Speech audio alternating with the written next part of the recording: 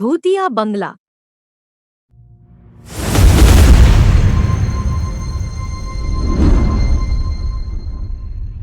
कहानी की शुरुआत एक बहुत ही खूबसूरत गांव से होती है, पर वहां पर एक दिक्कत थी कि वहां पर पास में ही एक भूतिया बंगला था।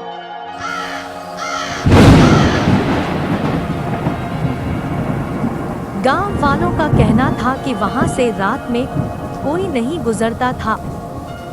अरे तुम्हें पता है, रात में बड़ी अजीबोगरीब आवाज आ रही थी। हाँ, मैंने भी सुनी थी, किसी की पायल की और चीखने की आवाज थी। अगर वहां से कोई गुजरता था तो उसे किसी की पायल की आवाज आती।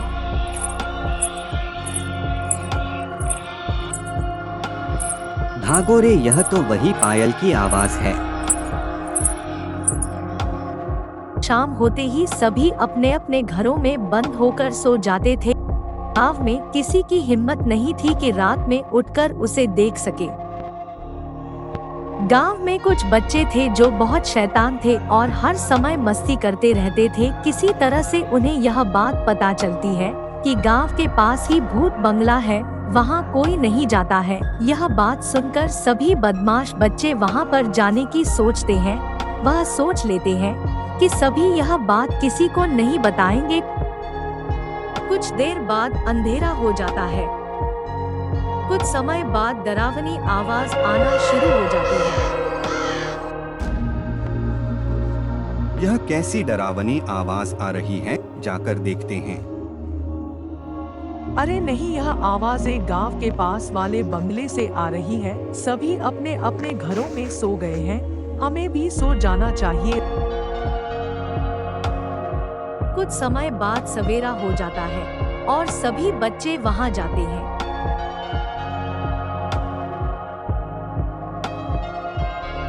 कुछ देर बाद जब सभी अपने घरों का काम कर रहे होते हैं, तब वह सभी उस बंगले की ओर जाते हैं। उनमें से एक बच्चा बंगले को देखकर डर जाता है और उनसे कहना लगता है कि मुझे तो डर लग रहा है। उस पर वह उसे समझाता है, क्या रे डरो मत, हम सब साथ में ही अंदर जाएंगे, कुछ नहीं होगा। इसके बाद में हवेली के अंदर जाते हैं। अंदर जाते ही वहाँ कुछ पक्षी घूमने लगते हैं।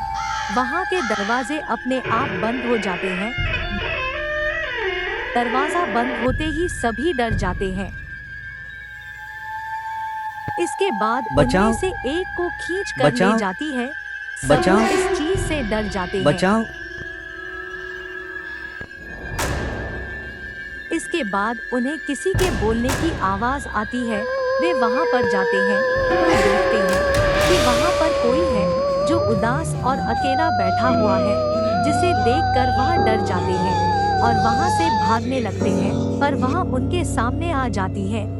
वहां पर वह आ जाती है। उसके बाद वह कहती है, बड़े दिनों बाद कोई हवेली में आया है, उनका स्वागत तो करना बनता है। अब तुम्हें मुझसे कौन बचाएगा? वे सभी बेहोश हो जाते हैं। जब फिर से उठते हैं तो उन्हें ज्यादा कुछ याद नहीं होता है। कुछ समय बाद वहां पर वह आ जाती है। उसके बाद वह कहती है, तो उठ गए तुम लोग, अब तुम में से एक की जम के खातिरदारी करूंगी। यह कहकर वह वहां से चली जाती है। वह बच्चों को नहीं मारती है, उसका शिकार केवल बड़े और बुजुर्ग लोग ही होते हैं। वह अपने मन में सोचने लगती है कि अगर यह बात गांव वासियों को किसी तरह पता चल जाए तो वह इन्हें ढूंढने जरूर आएंगे।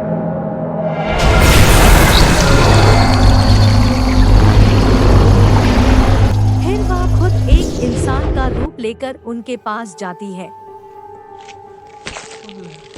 अरे तुम रो मत बच्चे, जल्द ही मिल जाएंगे, वो सभी सही सलामत होंगे। और उनसे कहती है कि अरे सुनते हो, मैंने कुछ समय पहले ही कुछ बच्चों को पुरानी हवेली के पास देखा है। यह बात सुनकर सभी गांव वासी डर जाते हैं और बच्चों के लिए और ज्यादा परेशान हो जाते हैं। जिनके बच्चे लापता थे वह अपने बच्चों के लिए उस हवेली के पास जाते हैं। और बाकी गांव में ही रहते हैं। बच्चे पास की हवेली की ओर गए हैं। वहां जाते ही गेट अपने आप खुल जाता है। यह देखकर वह सभी डर जाते हैं। अरे भाई, यह गेट अपने आप ही खुल गया और आसपास भी कोई नहीं है, चारों तरफ सुनसान है। इसके बाद वह सभी अंदर जाते हैं। आ गए गांव वासी, मुझे पता था कि यह जरूर आएंगे। आज भरपेट भोजन करूंगी।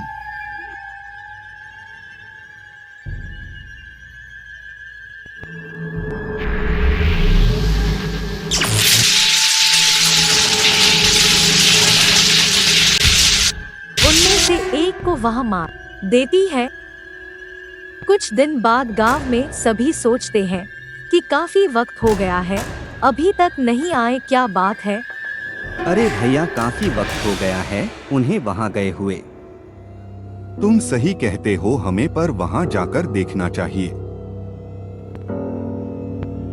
इसके बाद यह सोचकर वह सभी वहां जाते हैं। वह दरवाजा फिर खुला हुआ रहता है।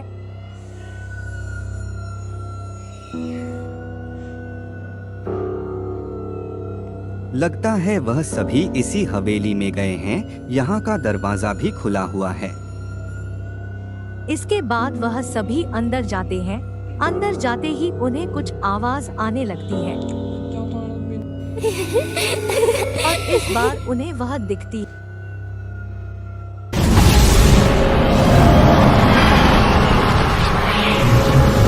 आओ, अब तुम सबकी ही देर थी।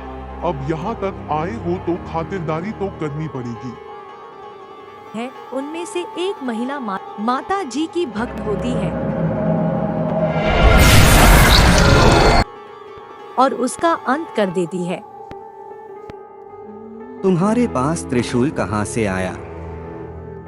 जब हम सब हवेली की ओर जा रहे थे तो मुझे मंदिर दिखा, तो मैं वहां प्रार्थना करने के लिए रुक गई और वहां माताजी से प्रार्थना करके त्रिशूल ले आई। जय माताजी, हमारी रक्षा करना, हम सभी को सही सलामत ले आए।